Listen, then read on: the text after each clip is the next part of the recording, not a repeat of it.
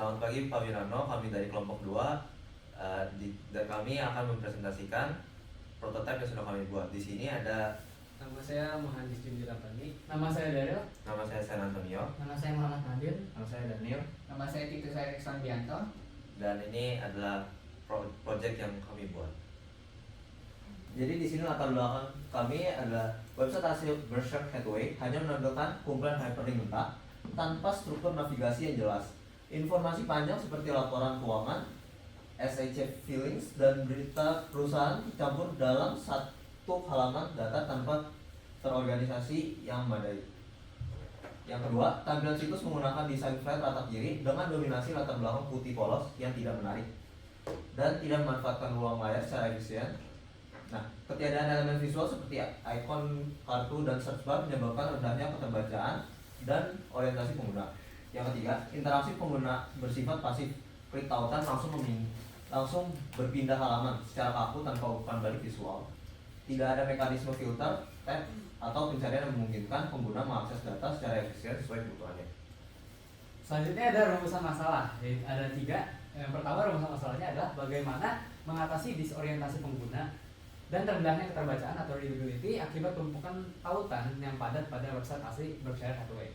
Yang kedua adalah bagaimana mengimplementasikan prinsip Schneiderman's 8 Golden Rules of Interface Design ke dalam arsitektur informasi dan tata letak atau layout prototipe yang baru. Dan yang ketiga, ada bagaimana merancang antarmuka yang mampu mengakomodasi kebutuhan data yang berbeda dari berbagai user persona, dari skala in finance, student hingga CEO yang akan dibahas di bab selanjutnya. Lalu ada juga tujuan dari desain ini. Yang pertama adalah memperbaiki arsitektur informasi dan navigasi pada website Berkshire Hathaway guna mengeliminasi kebingungan pengguna dan meminimalkan kesalahan navigasi. Yang kedua ada menghasilkan high fidelity prototype website yang menerapkan 8 golden rules demi menciptakan konsistensi, memberikan umpan balik yang informatif, dan mengurangi beban memori jangka pendek pengguna. Yang ketiga, ada menyediakan solusi desain antarmuka yang adaptif yang mampu memfasilitasi kebutuhan eksplorasi informasi mendalam, sekaligus akses data cepat untuk investor atau CEO. Ini untuk metode desain orientasi yang kami gunakan dalam meredesain konsep website Hathaway tadi. Yang pertama itu kita menggunakan user centered design. Nah, itu maksudnya adalah kami mengutamakan itu fungsi yang untuk user tersebut. Jadi kita mendesain untuk mengutamakan fungsi untuk user bisa menggunakannya lebih mudah dan lebih gampang. Jadi dalam posisi itu kami menggunakan user centered design yang dimana kami mengubah situs yang awalnya hanya berupa hyperlink menjadi tampilan yang sangat user friendly. Bisa dilihat ada tombolnya, ada teksnya sudah jelas, ada buttonnya juga, dan juga untuk tampilannya pun sangat tidak merusak mata. Nah, kemudian untuk penerapan 5 dimensi, kami juga menerapkan penerapan 5 dimensi desain interaksi. Yang pertama itu 1 dimensi.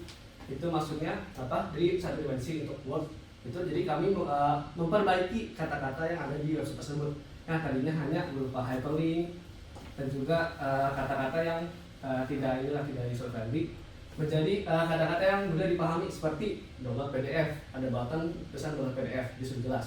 Ada juga button order on eBay, jadi sudah jelas juga.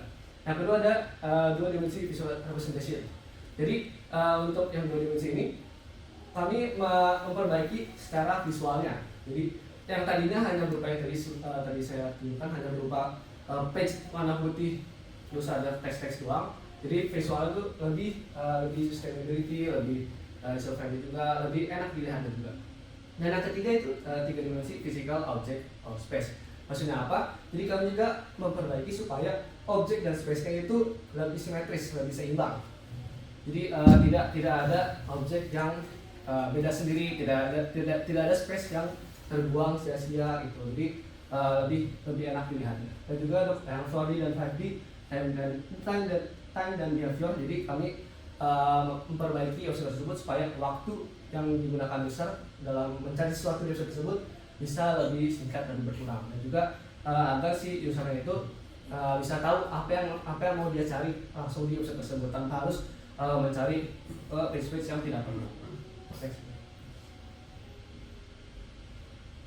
Nah, untuk alur kerja metode kami, yang pertama kami menganalisis masalah interaksi, yang kedua kami restrukturisasi informasi, dan juga kami prototyping. Maksudnya yang pertama kami menganalisis masalah apa yang dialami user dalam mengakses source tersebut. Yang kedua, setelah kami tahu masalahnya, kami di restrukturisasi kita struktur ulang informasi apa aja di website tersebut. Lalu kemudian kami membuat prototype-nya. Baik, selanjutnya adalah di bagian user persona. Jadi kita ada 5 user persona. Yang pertama yaitu ada seorang finance student. Tujuan dia pasti untuk memahami tentang pendidikannya. Yang dia butuhkan itu ada visualisasi grafik, fitur simulasi, serta berita yang terkurasi. Bisa di next. Lalu user persona yang kedua ada seorang financial journalist. Yang dia butuhkan adalah dashboard yang real time dan akses yang cepat ke grafik dan juga ke statistik utama. Next. Yang ketiga ada seorang retail trader. Tujuan dia untuk mendapatkan profit yang konsisten melalui analisanya, dan yang dibutuhkan itu dashboard yang mudah dipahami, data real time, serta insight yang cepat. Next. Yang keempat itu ada seorang investor, dan juga yang kelima seorang CEO. Pasti mereka berdua punya tujuannya masing-masing terkait finansial mereka. Next. Lalu selanjutnya ada storyboard. Di sini storyboard dan skenario itu kita ada 5 juga. Yang pertama yaitu skenario yang menyoroti masalah buruknya hierarki visual akibat ketiadaan CSS yang menyebabkan informasi penting sulit ditemukan. Elemen tata letaknya berantakan karena tidak ada CSS, jadi layout desainnya itu berantakan. So, next. Lalu yang kedua ini user masih sangat kelelahan karena setiap dia kali klik sesuatu atau pindah subpage itu desainnya berubah total. Ini membuatnya menjadi cepat, lelah, dan memaksa user untuk terus beradaptasi ulang. Next.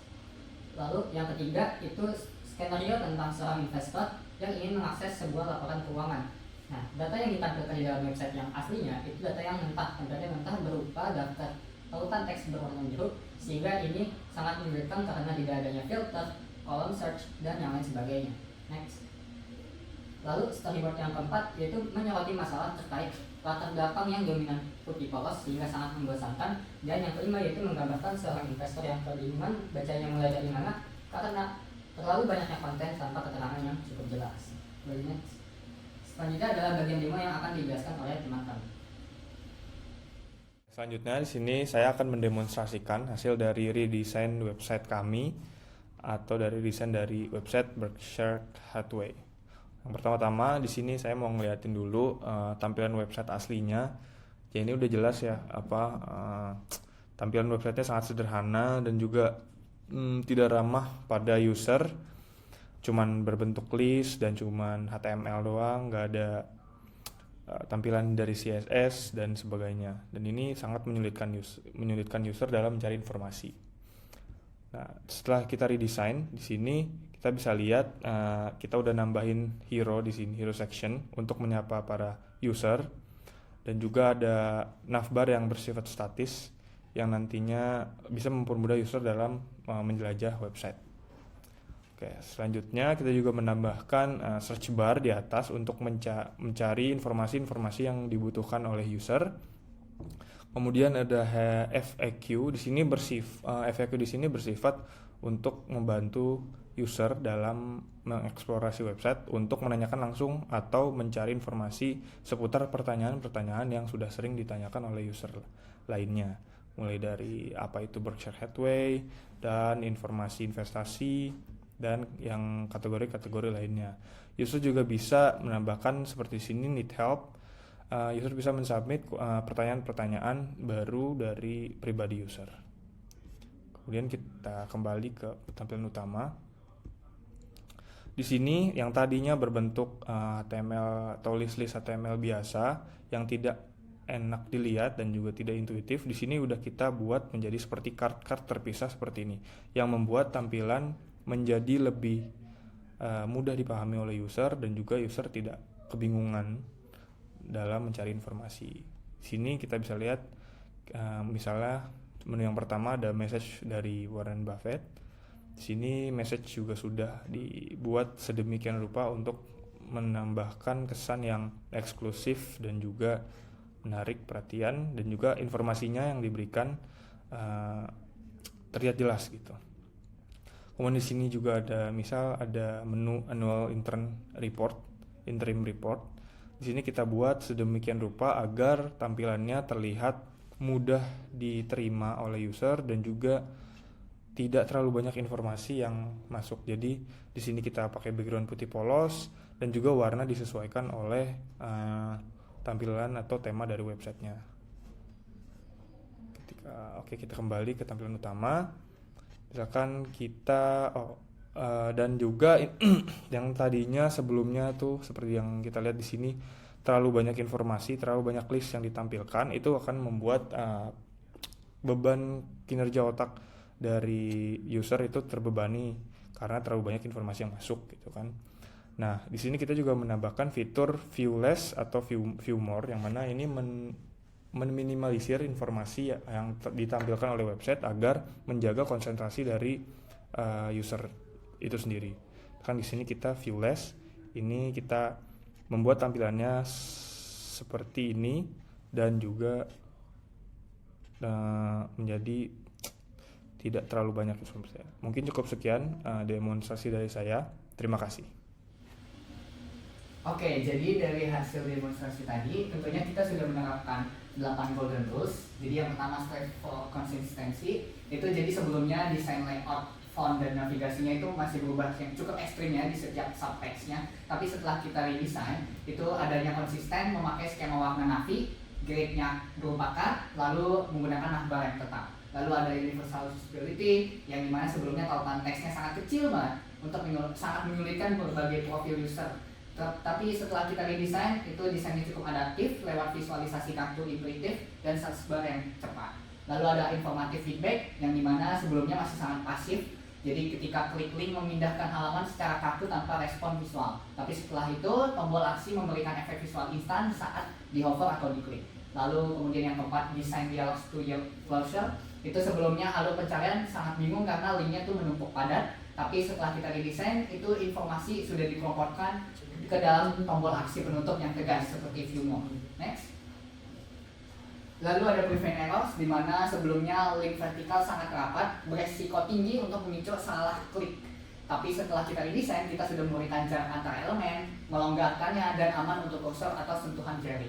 Lalu di bagian permit easy reversal of action, itu sebelumnya tanpa menu utama, user terjebak di web anak perusahaan dan harus ketik ulang URL. Tapi setelahnya navbar atas itu bersifat statis, lalu user juga bisa kembali ke beranda kapan saja secara instan. Kemudian ada internal locus of control, itu sebelumnya user merasa dikendalikan dan frustasi oleh labirin visual yang acak. Tapi setelah kita redesign, user memegang kendali penuh mencari info lewat kategori kartu atau search bar.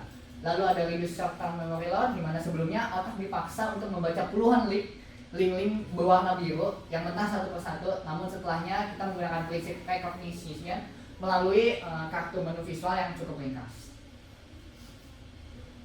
Oke, untuk Gestalt Principles-nya itu pada law of proximity atau kedekatan posisi. Jadi sebelumnya itu teks menempel rapat secara vertikal tanpa struktur hierarki, memicu mata sangat lelah dan juga salah klik.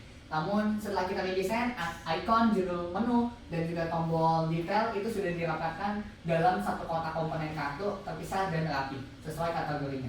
Lalu ada layout similarity atau kesamaan rupa. Itu sebelumnya semua elemen rupa dan warnanya sama semua. Teksnya biru garis bawah, standar HTML berubah banget tanpa pembeda fungsi. Tapi setelah kita redesign, kita sudah membentuk sebuah kartu persegi berlatar putih, sudut melengkung, dan tombol biru cerah yang seragam. Lalu yang terakhir ada law of common region atau daerah bersama. Jadi sebelumnya itu ketiadaan batas wilayah visual membuat data laporan, berita, dan juga kontak tercampur baru di latar putih yang luas seperti tadi. Namun setelah kita redesign, penggunaan border pembatas pada grid card secara eksplisit mengurung informasi sangat spesifik ke dalam satu area terisolasi. Kemudian ada law of closure atau penutupan bentuk. Jadi sebelumnya teks mentah berserakan sangat hancur tanpa batasan area visual sehingga otak pengguna tidak bisa menangkap kesatuan bentuk menu yang utuh. Tapi setelah kita redesign, penggunaan icon sangat minimalis, sudah disederhanakan garisnya dan komponen grid card-nya bersudut melengkung halus. Jadi otak pengguna secara otomatis melengkapi elemen-elemen terpisah ini sebagai satu kesatuan area tombol menu yang solid dan utuh. Kemudian yang terakhir ada figure ground atau kontras objek dan latar. Jadi sebelumnya dominasi latar belakang putih polos seperti yang saya bilang tadi, cukup datar, terlalu terang, membuat hierarki visual rata dan membosankan. Tapi setelah kita redesign, kontrasnya sudah tajam antara objek utama dengan objek di latar belakang yang berwarna biru tua, memandu fokus mata secara intuitif. Sekian dari presentasi kami, terima kasih.